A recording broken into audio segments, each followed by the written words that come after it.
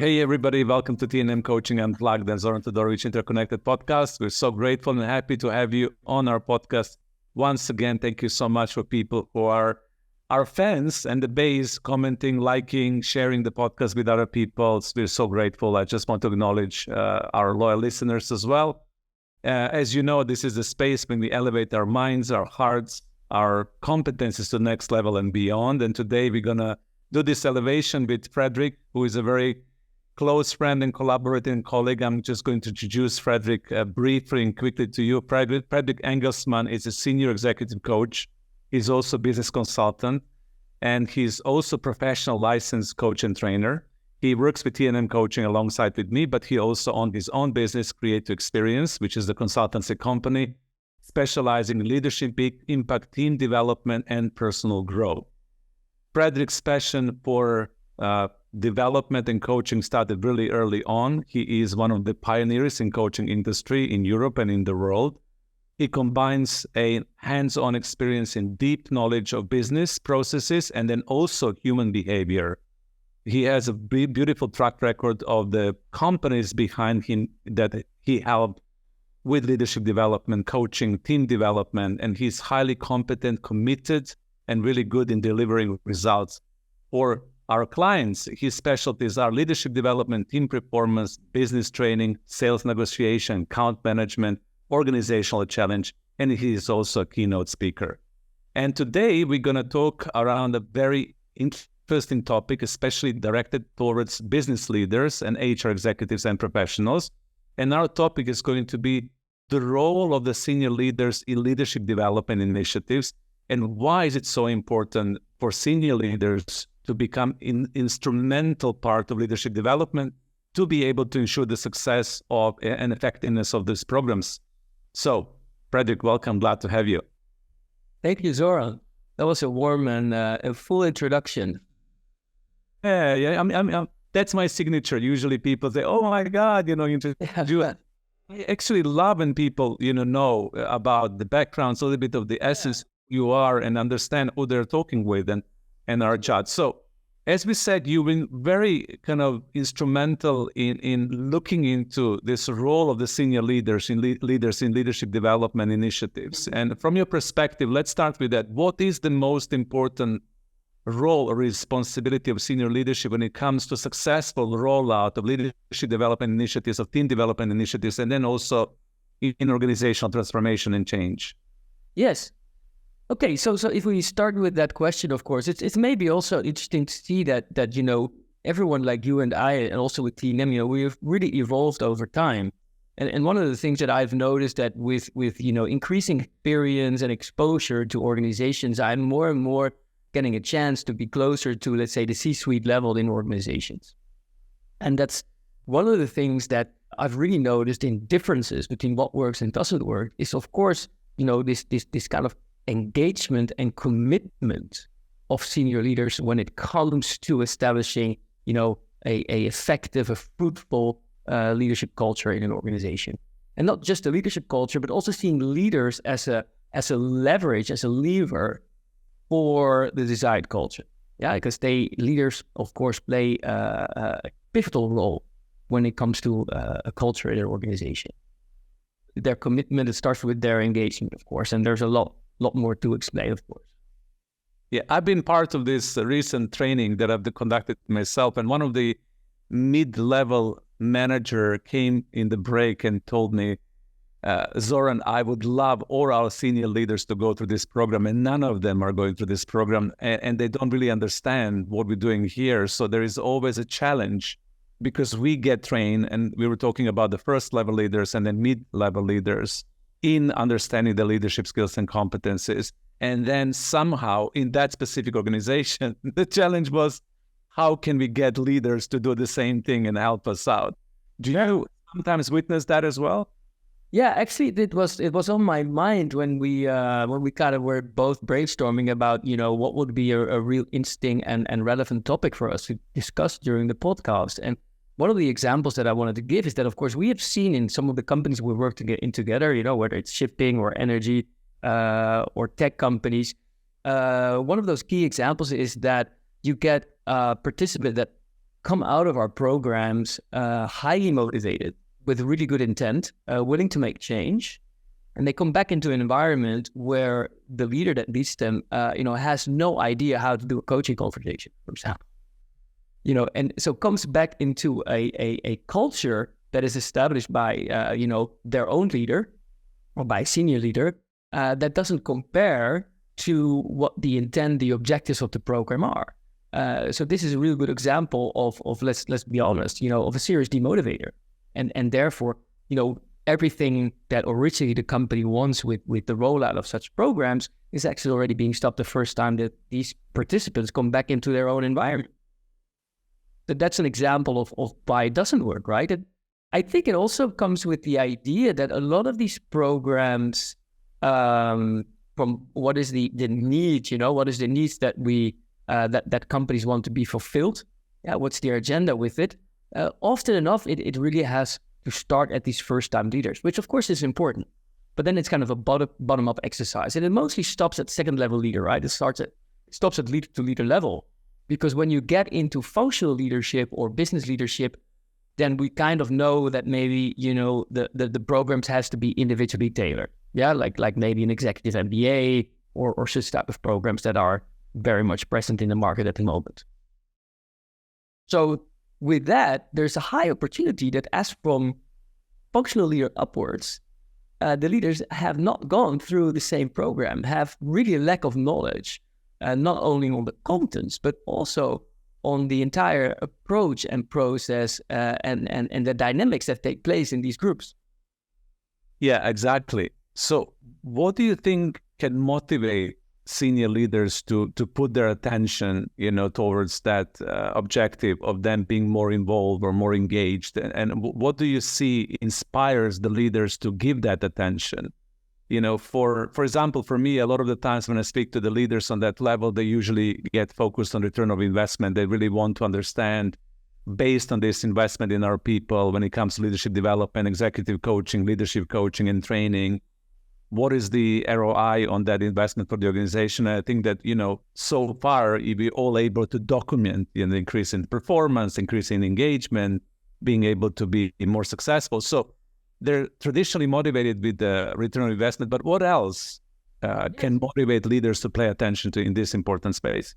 Yeah, but you can really challenge that, right? Because if you do a little bit of system thinking, then, putting upon KPIs of such a program is a very mechanical way of thinking again, right? So mechanical ways are simplified systems, always designed by humans, right? And then we put all kinds of measurements in it, and this is what the program actually should deliver. But if you coach, and if you look at coaching culture, I think we're looking more at creating a living system, a living organism system, right?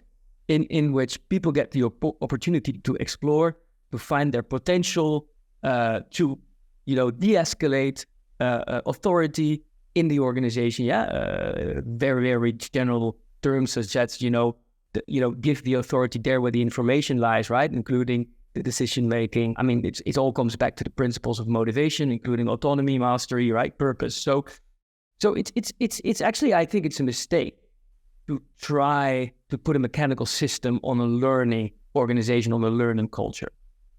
So that's where it starts with.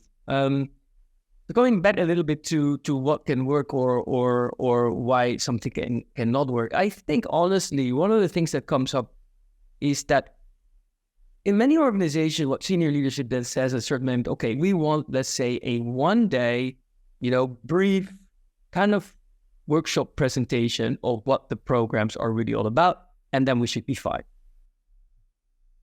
So what works... We know everything.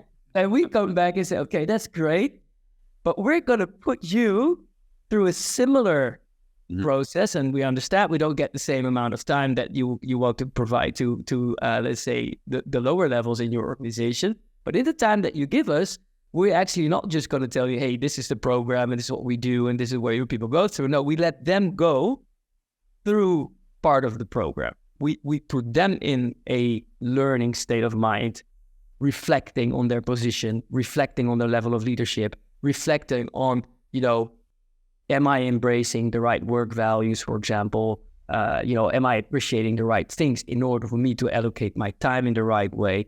And therefore, do I actually have the skills in this position to lead this organization the way we are? So when you get them to go through a bit of a transitional type of thinking, I think you're putting a little bit of a seed at that level of leadership.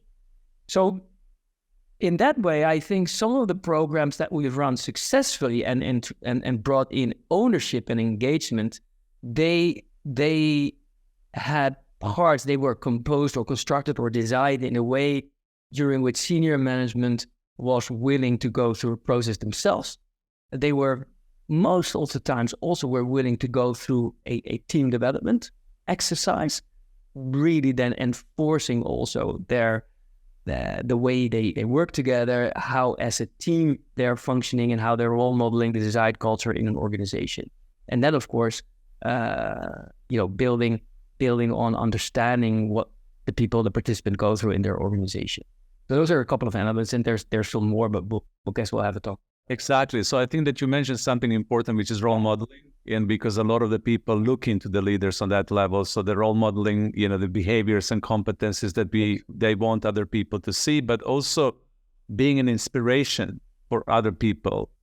Because like it or not, for the senior leaders who are listening to this, and I know that a lot of them they do need to serve that role. They need to be a true North Light inspiration, role model, and also live with integrity, because when we lead and live with integrity, then we can demonstrate what we really want the organization to embody through leadership development initiatives in themselves. And then people can see the congruency. They can understand, okay, it's worth my investment because my leader, my senior leader, my CEO, my functional leader is actually living the same values and embodying the same qualities and modeling this back to us, right? Absolutely. And let's say the most successful programs that we're running at the moment, you clearly see the ownership level, the ownership of the whole program lying with the CEO, and therefore also lying with the executive team.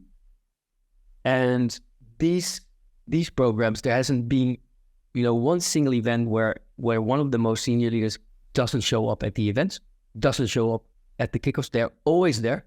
They're committed. They see it as a key of the role that they have in the organization. It's a moment for them to be visible.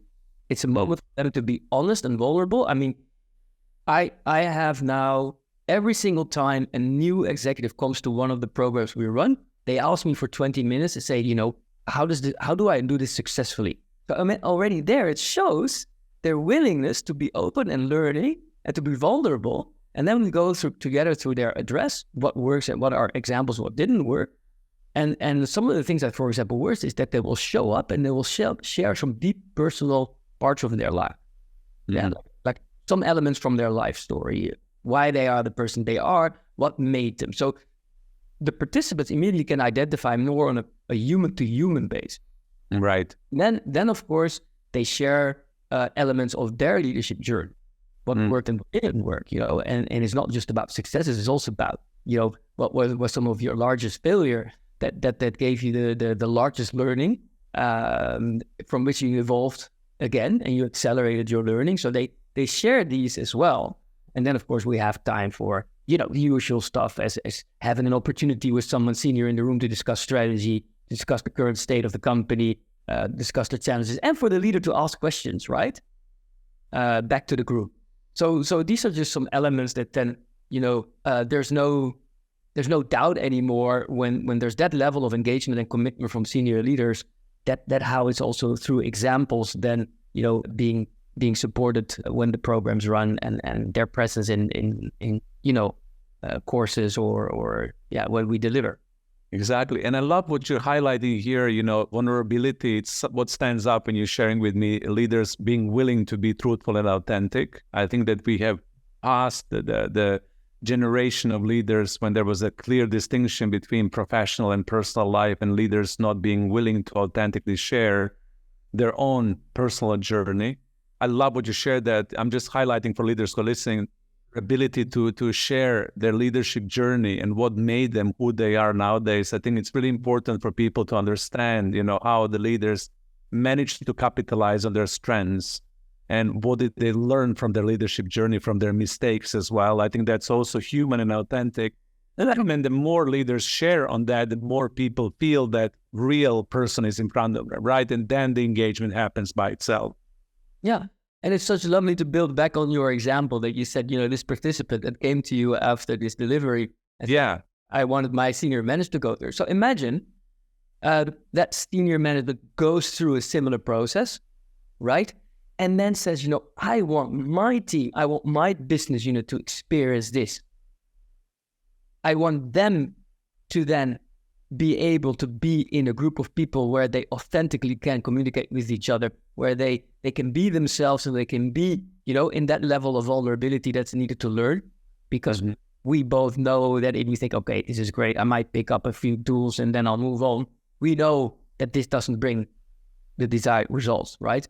So it's our responsibility to create that learning environment, to create a safe system where people can, accelerate, can learn, can really talk about some of the challenges that are on their place, can really talk about, issues that we all face as leaders. So imagine if senior management had the opportunity to go something similar, they will then much more. They will come to say, hey, I've been with you. Now I want my organization to go through the same. I mean, that would be an upside down, example. And that inversion upside down example really works well in the organization who are successfully empowering leaders to consider this. The tricky question here is that I'm facing sometimes just a diversion, and we'll come back into conversation. Most of the time, leaders will say that, number one, we don't have time for this. That people get extremely busy on the senior level of leadership with the complexities of the work that they have to conduct on daily basis. So there is a time issue, right? And there is also an issue when leaders are still not connecting the importance of leadership development throughout the organization in coherent fashion with the success of the organization going forward. So how do we tackle that? I mean, if for the leaders who are listening, they're saying, oh, this is so lovely, Frederik is saying that, I really believe in that, and Zoran is mentioning it, this is so good, they know what they're talking about. But they will come back and say, but I don't have time. What would you say to that? Yeah. It's of course, we have to also accept that these are the brutal, the brutal facts, and the truth is that we of course encounter. I'd say over time, I think we've gotten better in saying, okay, this bottom up approach, is understandable because you'll catch a lot of people right from the beginning. Though then through our influencing and through our consulting, we get them to reconsider a top-down approach, simply meaning, we start at the top. And once we feel that we've got you fully engaged and we feel that you're fully committed to the program and you have a flavor and you've experienced what the program can deliver on a larger scale, I think we've managed better. So I think it comes in the co-creation, and it comes into the challenging of the people that we have to work with in order to design. So mostly one of the elements, of course, I think that we are doing really well is that we create two teams, right? We create a client team and we create our T&M team. And then together we co-create the program, which is not just the contents of the design of the program, but also the organizational fit and what needs to happen internally at the client side. And they, of course, are much quicker in finding the right lines and getting the right people, at the table. So I think that we have to accept that it's a process. I think we have to accept that we will have objections and challenges, such as the time, though we do have really good vehicles, like I said, the two teams and the co-creation, where we at least increase our chances that finally they start to accept the message. And I think, bringing case studies, I think what brought really well is to actually, without mentioning here the organizations we work for, but recently I have built two cases, a case where I have seen, observed, and I have the data where it didn't work. And I have a case where I have the facts and the observations where it's really working well. And having the opportunity to confront it to the senior management with two case studies, at least you start to see that they're seeing, that there's a gap. If they don't bridge that gap, that they might, start to, I think they, you live a little bit maybe on their anxiety. If you don't do this right, we might spend a lot of money, but we don't get it there where we want, right? So yes, I don't know how this really answered the question, because you might still be put in the position where you say, okay, that time element, maybe we need to explore that together. Maybe also Zoran.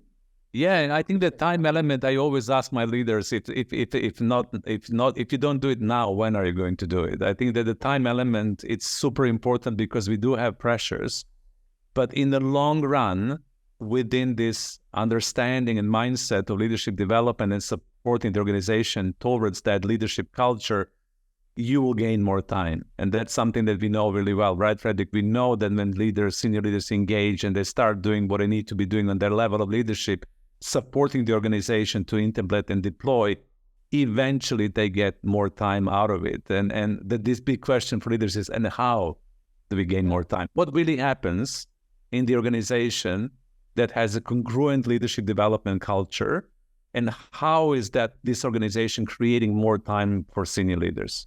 Yeah. And you see, we also have to accept that certain organizations or certain C-suite executives are not mature yet, right? So if they find themselves in the trap of spending continuously time on the contents, right? You normally see a few things. A lot of the issues are escalated. Yeah, so it's culture. A lot of the issues are escalated. So you are asking yourself, okay, so how you fill your day and how you apply your time and the decisions that you're making for the levels below you, what does that say about how you're actually leading the organization? And that obviously wouldn't match with a program that they intend to strengthen leadership on the lower levels of the organization, right? So there it again comes again. So if they start to see, if they are not going to be visible, if they are not going to spend time on their own leadership and their role modeling and how they are going to support their organization, how they're going to develop their leaders, right? Then you really have to ask yourself, are you ready to actually launch or to actually start this? Yeah, exactly. And for me, I would build on that all the leaders, especially the functional level, they would love to see performance, right? They want the team to perform well. They want to see the performance improvement. They want to see the sales or profits increasing. They want to probably see there is a creativity and innovation available within the organization. They want organization to be agile, especially nowadays when we are facing so many challenges in a global marketplace, but also in a global economy and geopolitical situations. So we need to be super agile. And I think all of that is a result of something that we call a powerful leadership and development culture. So from your work in the past, what do you feel are the most important essential element of creating this powerful leadership culture within the organization? What is necessary for us to, for leaders to do, for us to do, for senior leaders to do to create that? Yeah. Okay. So I think for most, not wanting to repeat everything that we've discussed. So I think once we've got the most senior people in the company, in the organization, engaged and committed, I think it needs to be a clear vision around what does good leadership look like here at our organization, right? So I think this vision, and one of the things that I think we've been doing really well is that we've been tailoring leadership models, to that really mirror this vision of leadership. And a leadership model normally, exists out of three key elements, and each element has a certain number of competencies, and these competencies then are basically, further described as behaviors, into behaviors that are clear. And that's great, because once you have that model, you can put really good vehicles and tools into your program, such as 360, that's really then designed around the leadership model. So I think that vision then expressed into a framework that helps the organization to define what good leadership looks like is really key. What are other key elements? I think the whole role modeling that we talked about is very key, and how senior leaders show up every day, and all the examples that we've talked about there, how to really see them thinking, and how can I engage, with my organization, with the leaders that I want to participate in these learning interventions, and then they show up, and they're present. I think that what else is a key element? And at least, if you Zoran, you build on me, so I've mentioned two of key elements, but if you have one also top of mind, that just jump in and support me there. Absolutely. So for me, it's creating this learner mindset. I think that the important piece nowadays, as we know, for the creating a leadership developmental culture, is to put the entire organization into this learner mindset, that we do understand that the mindset of consistently learning throughout your life, even if you reach the senior positions, is extremely important, not only for an ongoing development of you as a leader, but also in maintaining your brain agility and also brain capacity to be able to tackle all of the problems and strategic issues and complexities. So the learning mindset is extremely important. And then creating the empowerment in the organization through deploying coaching as one of the core leadership competence. And because we worked so much with the organizations who are deprived of coaching culture as one of the carrier leadership competence, and also with the organizations who are really deploying that within the leaders, that really creates something that we call a juicy coaching and feedback culture. When there is a transparency, openness, ability to give and receive feedback, and then ability to coach each other to attain that level of presence and truthfulness and integrity in the culture, then everybody can be themselves. Because you mentioned this, it's important for leaders to be themselves as well. Yeah, no, absolutely. And I think that brings me again to two other things that I think is relevant for us to mention today and maybe further discuss. I think one of the things, of course, is the commitment in terms of resources and allocating resources. Mm-hmm. This is, of course, the money and the investment. But it's also, like I said, for example, the HR function. So in the good cases that I just, referred to earlier, there's a clear allocation of key resources to support the whole project. So just the whole project management. But that also includes like having internal one-to-ones with people that go through the 360. So besides the programs and the interventions, there's a support team that helps participants and leaders to make interpretations of the 360s, help better formulation of goals. Yeah. So it's that total resource allocation and then the commitment to it. Because one of the worst thing is also to say, okay, we want this, we're going to do this.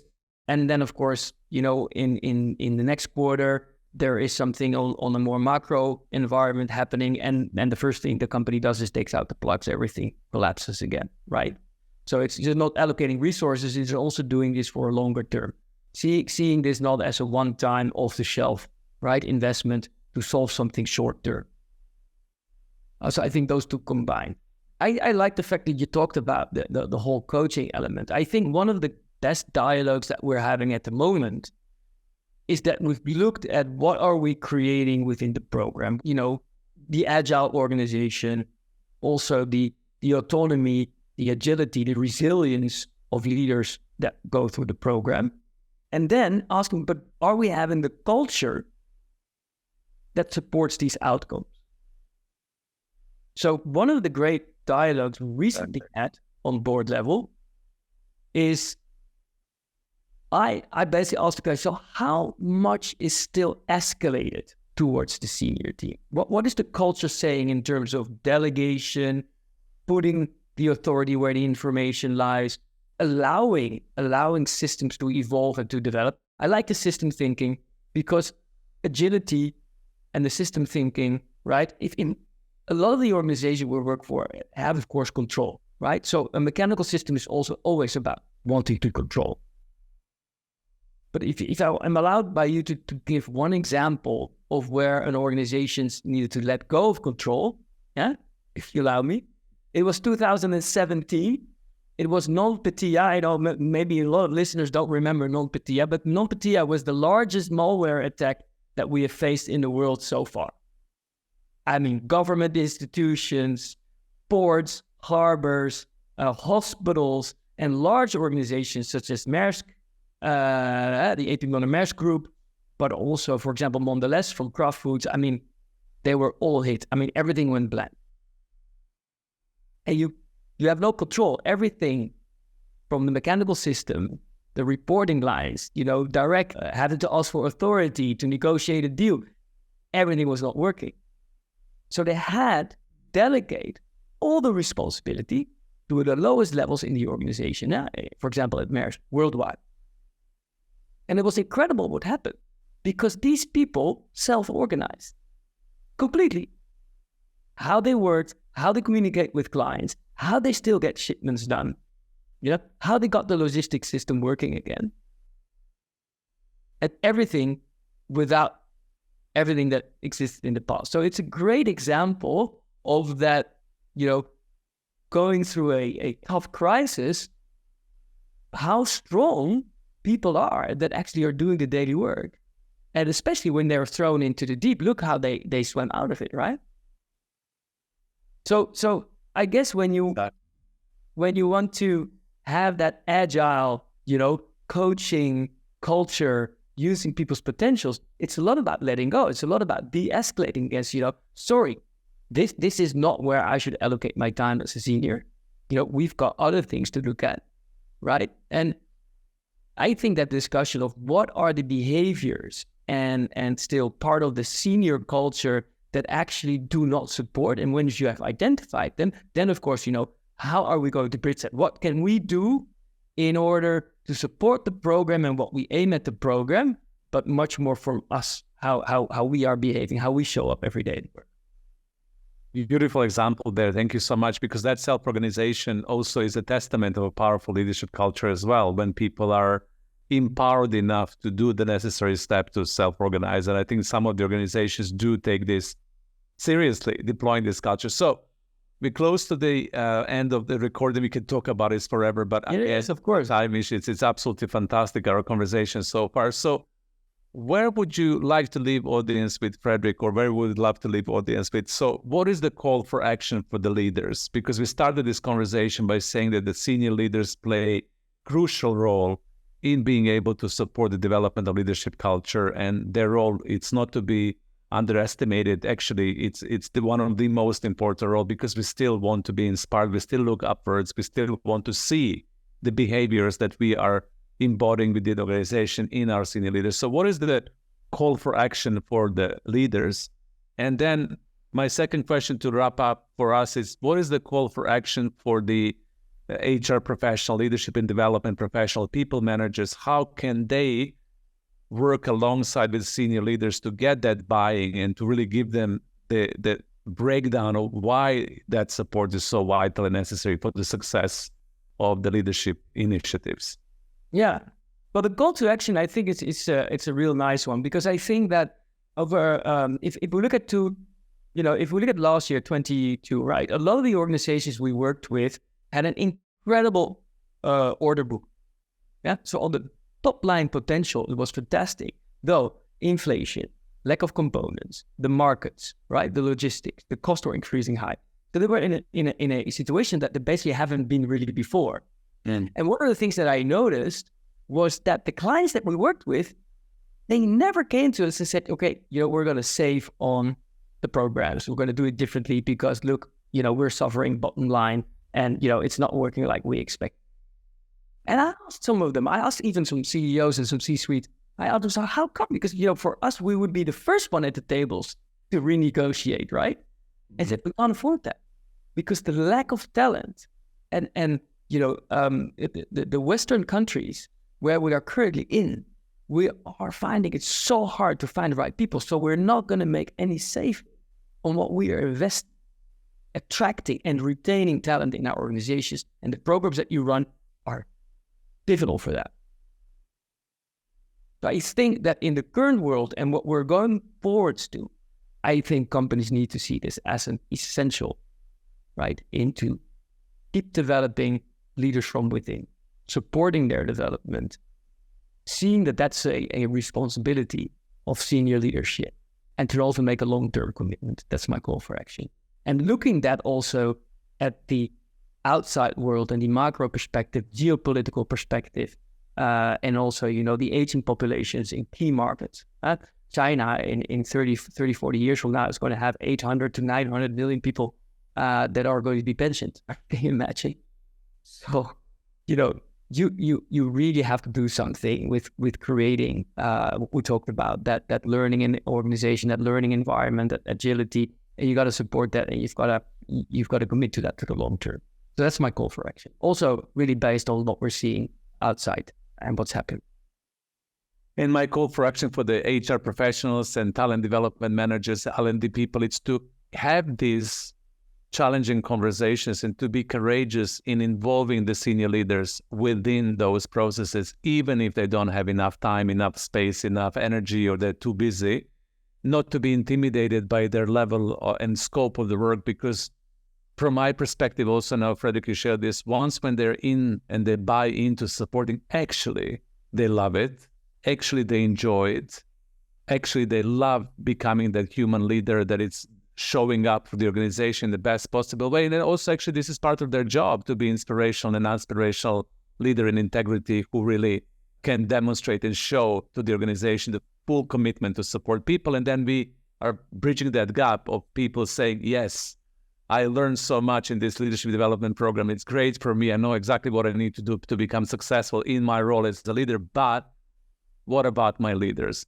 So, and that reality will disappear. In contrary, the people will say, I got inspired from my senior leaders, and this is the reason why I can do even more, because they're role modeling and supporting L&D initiatives and then human resources to do their job in the most beautiful way. So, that's also a call for action for the HR people to do that, not to be intimidated, to be courageous, and to involve them, right?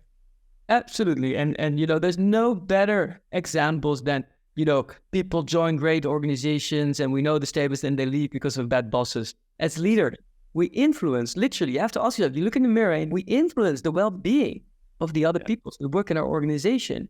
And how great it is if we read the feedback that participants actually write, my interpretation, my perception of that senior leader was so different after he or she appearing in our programs, sharing, being part of some of the experiential exercises we do, joining in for the social moments.